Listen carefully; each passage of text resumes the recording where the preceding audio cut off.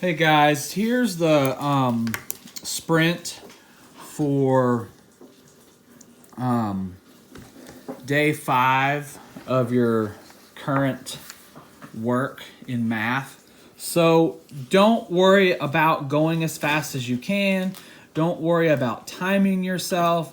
This is just to practice making your fractions decimals or converting your decimals to fractions. So you'll see that I went ahead and filled out some of these for you just to kind of give you a little bit of an idea to get you started. Okay, so we'll start over here.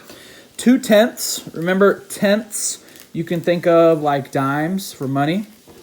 If you had 2/10, that would be 0.2. If you had 3/10, that would be 0.3. And you'll notice most of the time on these sprints, there's almost always some kind of pattern. So as you're working, see if you can figure out the pattern, and that's going to help you figure out the next part of the sprint. We'll go down a little further. So we converted some fractions to decimals, and now let's convert some decimals to fractions. So 0.1, well, we know that this decimal place right here, just right of the decimal, is the tenths. So that would be literally 1/10. And then the pattern is there on purpose to kind of help guide you and get you comfortable with it.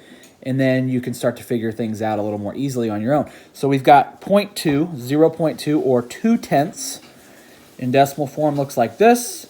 In fraction, you literally just put 2 as your numerator, 2/10. Okay? I'm not going to do any more of those. I want to make sure that you have enough to work on your own. And then now down here, I did a few of these because once you get past one whole, notice what happens. So 9/10 in fraction form is 0.9 decimal, and then 10/10 we know is one whole. Okay, imagine a cake that was cut into 10 equal slices. They're all still there. 10 out of 10 equals one whole.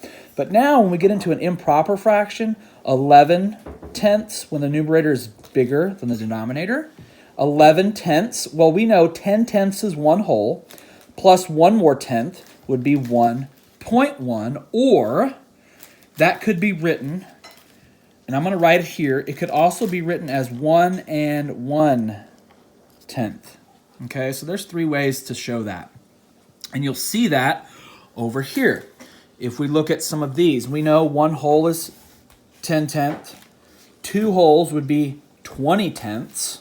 Okay, use that to guide you with these ones that are left blank. Now look at this one, 4.1. 4 and 1/10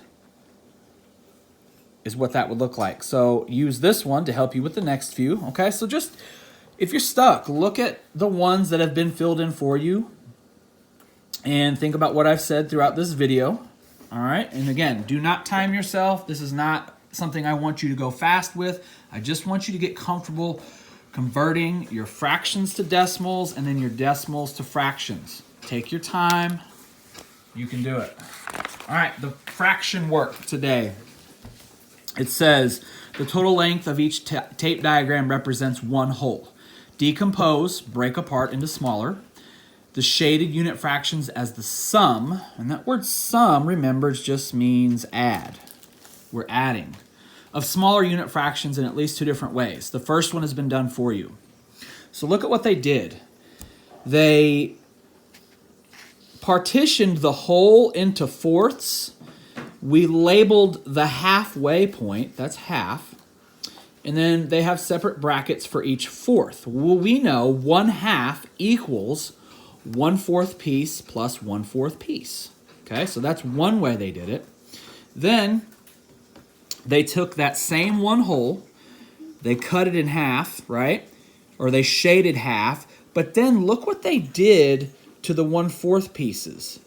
How do you make fourths eighths? Well, you simply cut a 1/4 piece in half, and now you have eighths.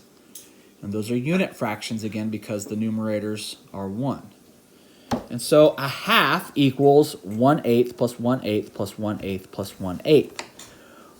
Okay, well, we know this would equal 4/8. And we know 4/8 equals a half because if you compare the numerator to the denominator, 4 is exactly half of 8. And you need 4/8 to equal 1/2. Okay? So use this first one as a model to guide you through the rest of the work. Okay? This one, they helped you out a little bit because they decomposed it further. But now these last two, C and D, do the first one, label it, do your number sentences with addition, but then you will be in charge of decomposing the shaded part into smaller units. All right? Take your time. Remember, use this as a model, and you'll do just great. All right, talk to you guys later.